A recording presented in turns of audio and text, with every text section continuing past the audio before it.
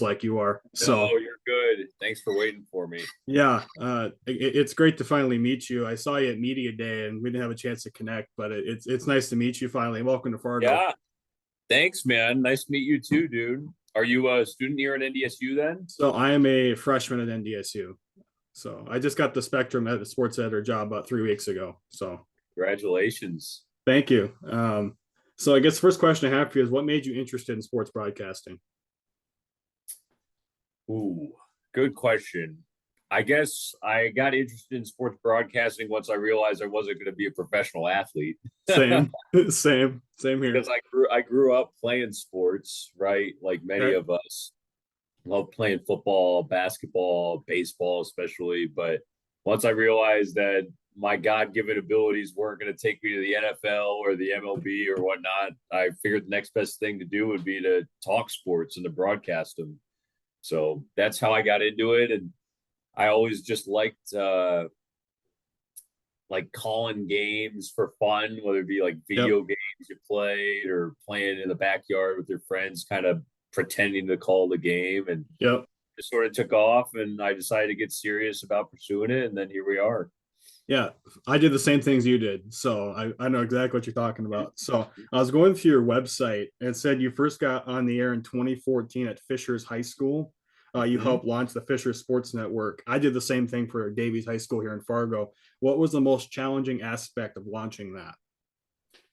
Oh man, those are some good times. I'm sorry, I feel I'm not making eye contact Yeah, with you're you looking because over here. Yeah, yeah. you're yeah, No, I'm good. You're looking good. at you on my screen, but like I'm not gonna look there because It's all I'm just good. All looking good. into a camera. So trust me, I'm looking at you. Yeah, those were good times.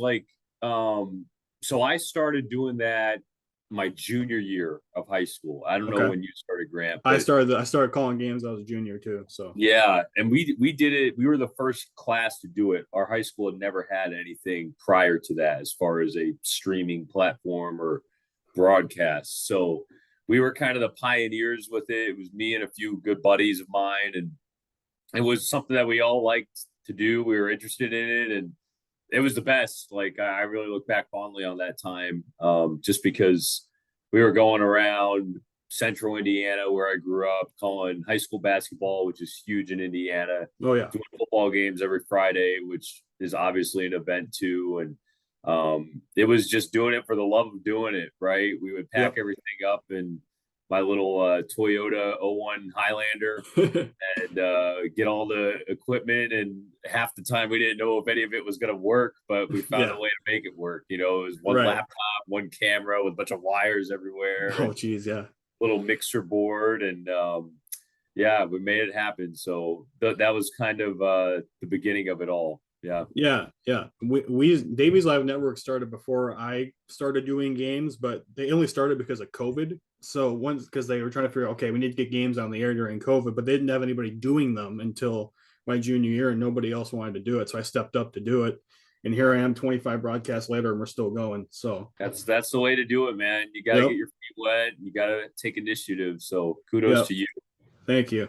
So you went to college. You went to University of Alabama and Indiana.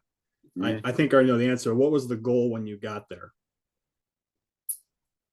So, like the goal at which place, or are you talking just Both of them, in really. general? Both of them, really. That's what was the general purpose. Well, the general purpose was to get my education first off, and then to improve and develop as a sports broadcaster. Yeah, um, those were some good years too. And you'll find this here when you're at NDSU is that college is such a huge time. Like take Oh yeah, advantage of it. You'll develop a ton not only as a broadcaster but as a person. And but for broadcast, you really do get to hone in on your craft. So that was my goal, is to learn how to do this and learn how to do it well, right? yep, Because let's be honest, in high school, I was like, I sucked, in the yeah, grand scheme true, of things. I mean, yeah, I knew I had a little bit of God given ability and a little bit of talent, and I enjoyed doing it. So it's like, all right, how can we get better at doing this? How can we get good at it? right, And college was that time for me to kind of get good at it. And I remember mhm, a couple years into college, I think it was after my second year at Alabama, kind of in between, because I went to Alabama for 2 years and then 2 years at Indiana. right, And in between those 2 years, I kind of looked at myself in the mirror and I said, all right, how long until we're going to get good at this? Like, we're Mm-hmm. still like trying to figure out Yep. how to actually call a game. We like, there's still moments when we're on the air and we might start a sentence and not know where it's going to end. Right. Like, Yep. we just still might feel a little young doing Yeah. this. Like, when are we going to get good at it? And I think from then on, I kind of really doubled down on making it something that we could be proud of as far as the Yep. call went. And Yeah. thankfully that's happened over time. Yeah. Yeah, it really is a feeling out process when you first start. It's like, okay, how do you call it? So like how I got good at it was I just listened to broadcasters. Like when I watch Vikings games or watch the Twins, or because around here, Dick Bramer's the Twins broadcaster and then the national broadcaster, you kind of listen to them, you kind of pick up certain things. And that's kind of how I got started doing it. So No doubt, man. That's the same for me. I mean, like, the biggest thing that any broadcaster, especially a young broadcaster, can do to start finding their sound is to listen to other people right. and take what you like from them and take influence, right? I think Right. that's not only in sports broadcasting, but that's in a lot of other performance art or entertainment, right? So Yeah. it could be acting, it could be music. And that was huge for me. Like, I looked at a lot of people who did it well. And so, like, that's the key. You find people who you like what they do and you say, okay, I like that. How can I kind of put my own spin on that? Right. Not necessarily copying them, but I think we all kind of start out as like bad impressions of somebody, right? So like, Yep. you mentioned Dick, or you mentioned, Paul Allen or whoever, Yeah. right? Yeah. That's kind of how we all started out. I think I kind of started out as a bad impression of Iron Eagle. Yeah. There's only one Iron Eagle, Right. and there's only one Grant, right? There's only Yep. one Sam. So Yep. you got to be the person that you were set out to be. Yeah. That doesn't mean that you can take kind of bits and pieces from other people and you add it all up, mix it all up, and eventually you get your own sound. Right. What do you say your style is? What is your style as a broadcaster? A lot of different things. I would say I'm very network sound. In many ways, I look at play-by-play guys as quarterbacks or pitchers, right? Mm-hmm. Yep. And like, if you want to use a quarterback analogy, I'm a little more of a pocket passer. Okay. I'm very kind of that professional sound with an aggressive twist. I think I get pretty aggressive, pretty technical, pretty detailed. Mm-hmm. Yep.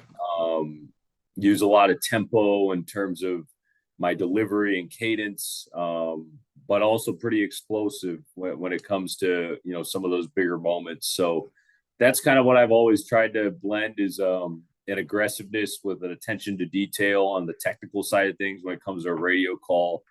Yeah. With an explosiveness that you would hear on something like a hometown call, like a Paul Allen or, a Wayne Larrabee, even with the Green Bay Packers. I think those guys do a great job with that. Mm-hmm. So I guess if I had to describe my style, it's a very professional sounding with a lot of attention to detail. You're always going to get, I've found on my calls, I always like to include a lot of just storylines and nuggets that might be lying beneath the surface that I think the audience, would like to hear. So right. That's how I would describe it. I would Okay. say it's pretty network sounding call. That's kind of always how I've sort of found the sound. Right. So you went to Stony Brook for a couple of years, and then the Bison job comes open. I mean, what appealed to you about when the Bison job came open? What said I have to come to NDSU? I have to be here. Well, right when the job came open, I thought, man, that's a sick opportunity. Right. I mean, it jumped off the page. I was like, that's a historic program, championship caliber program. I love college football. I love doing games on the radio. Felt like a great match for my skill set and experience at the time. So I said, let's go win it. And I was blown away when I first came here on the interview process. Like, I was sold. Like, this is a place to be, and this is an awesome opportunity. So you knew of the brand for North Dakota State, being somebody from the outside, I've been aware of it for years now, right? With the dynasty that Bison fans have all witnessed. So it's a humbling opportunity it has been humbling to be a part of this thing for the last 2.5 months, because every day I kind of learn a little bit more about the pedigree here and the tradition and the history. And there's a new story every day to be learned with this football program and this university as a whole and all of its athletics. So Yeah. I feel really blessed to have the opportunity, and thank God it worked out. Yeah.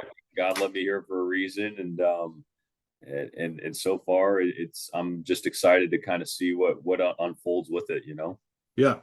There's one thing I've always wanted to ask someone like you is what do you think the difference is between radio and TV broadcasting? What's the difference? Yes, so there's a big difference, but at the end of the day, you're still calling play by play. Yep. So radio play by play, your audience or your listener only has you. You're Mm-hmm. their eyes and ears. So you describe all the action.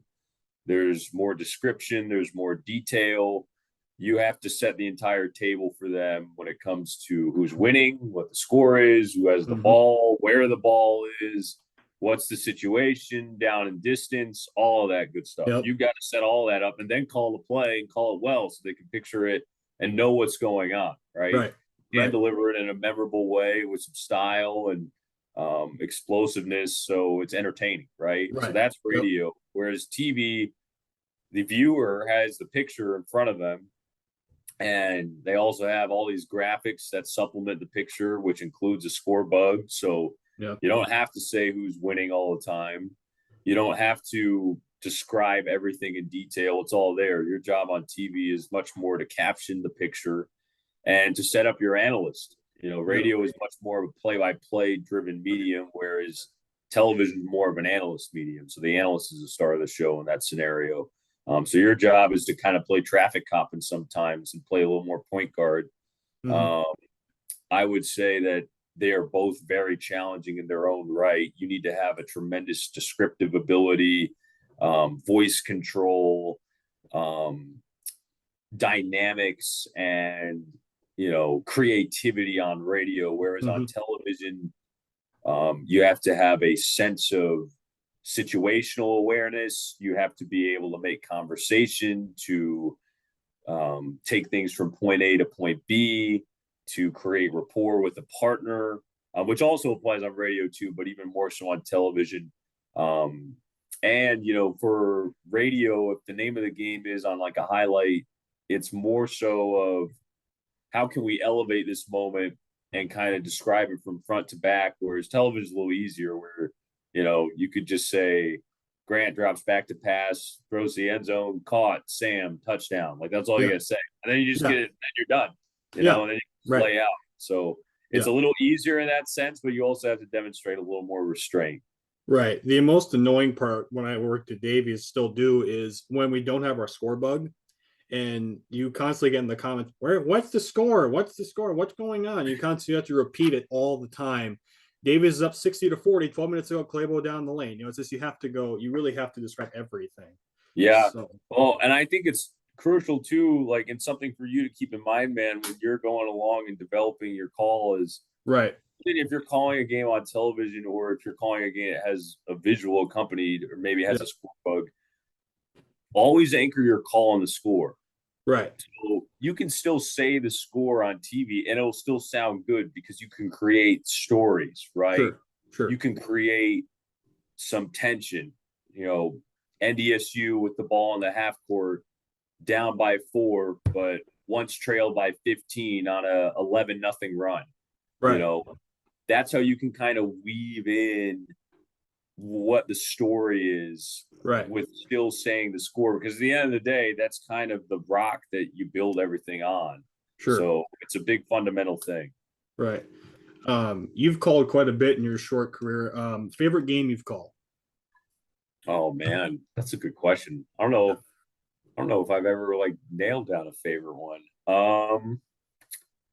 Favorite game. Let me think on this because I don't want to shortchange one. The easy answer would be Alabama, Tennessee last year. Right. I figured you'd say that. Right. Yeah, that one. I don't know if we'll ever get a game like that again. You hope that you do, but it'd be really hard to top a game like that because that was an all-time great game. 52-49 game-winning field goal, break a 15-game losing streak. fans storm the field and take down a goalpost. I mean, you're really never going to be able to top that. But I love that game. That was a great one. It meant a lot to me having been at Alabama for 2 years. It was the first Alabama football game I had ever done, or at least involving Alabama since I had been there. I love the SEC as well. So just to be behind the mic for that type of moment in SEC history was awesome. My first Westwood One game was also a really special moment. That was Michigan, Wisconsin the year before in 2021. That was just a really emotional day for my family and I, worked really hard to get to that spot. So that was a culmination of a lot of things. And so that's always one I'll take with me. That'll be special. And then I'm trying to give you like a good one that's like Ohio State, Michigan. Would that be one? Ohio State, Michigan was great. That was awesome. I think I like Alabama, Tennessee a little better than that one. Yep. That was another cool one, for sure. Michigan breaking the streak there, and the big house was just electric that with day. The snow coming down. It just was a perfect kind of feeling. Yeah, you couldn't write it, man. It was perfect with all the snow. My first ESPN game was pretty cool too, which was Holy Cross Buffalo, and that game was on a Hail Mary, and that was really neat. That was a really neat first one to have on ESPN, to have a Hail Mary call. So that was pretty cool for sure. So your favorite sport to broadcast? Football. Okay. Before I let you go, a couple things on NDSU right now. So the Bison are coming off the loss to South Dakota. What does the Bison have to do the rest of the season to get back into the national title discussion, in your eyes anyway? Impose their will. Yeah. I think people want to see this Bison team bounce back in a big way against Missouri State, as we're talking. Yeah. Obviously, this is an NDSU team that has a track record of finding a way to Frisco no matter what. Yeah. Right? Last year they did it despite a bunch of injuries and some adversity late in the season. They found a way there. Unfortunately, came up a little bit short. Yeah. I think that this year's group, I mean, they still have all the capability and potential to do that. Their goals are all out in front of them still. So I think starting with this Missouri State game, you want to see a team come out there with a little more bite, right? Yeah. I think this was a club that came out a little flat against South Dakota. So like to see some urgency moving forward, but you're gonna need a team to have some guys step up, I think, here down the stretch too, because there are some good teams go up down the schedule. North Dakota is very good. South Dakota State obviously is very good. Southern Illinois is going to be a tough test in November when they come here. So I think we still have yet to see the best from the Bison this season, but they're going to need to show it here and continue trending upward throughout October if they're going to beat some of those difficult teams on the schedule. Right, because their last 3 games are at Brookings, at home against Southern Illinois, and then they go to Northern Iowa to finish the year. So that'll determine how good they really are. Those last 3 games. We're going to learn a lot here in the next few months. Yes. The last thing I have for you, what are you looking forward to most about NDSU basketball? Dude, I can't wait. We're actually going down to media days in Sioux Falls on Tuesday. Great. So when we just put in preseason poll ballots today as well. I'm just looking forward to being around Coach Richmond, the staff, the players, and kind of the culture that's been in place there. I love basketball, especially college basketball. Growing up in Indiana, it's huge. Right. So just to be in the trenches with these guys, what I'm looking forward to personally. And then from a team standpoint, I'm really excited to see how much of a leap they took from last year to this year, because it's a really young team last year. And no Grant Nelson either. So no, they'll find a way to replace Grant. I think a little more as a collective, right? Everything kind of ran through him last year. I think his departure in some ways almost allows for some other players to step up and shine as a unit. But some of the baby Bison, right, as they were nicknamed last year, who played as freshmen. I can't wait to see what they look like. Damari Wheeler-Thomas, to Javis Miller, those guys. It sounds like they've taken good steps in the off season, and Yep. um, I'm hoping that this team can get back to NCAA tournament, man. I mean, it's been a Yeah. minute. They've been close, 5 straight Summit League championship games, but haven't been to the tourney since 19. So Yeah. this is a group that is obviously one of the top teams in the conference and has been to NCAA tournaments frequently in the last decade. But I'm excited to see what kind of bite they have in terms of getting back to the standard of going to the big dance year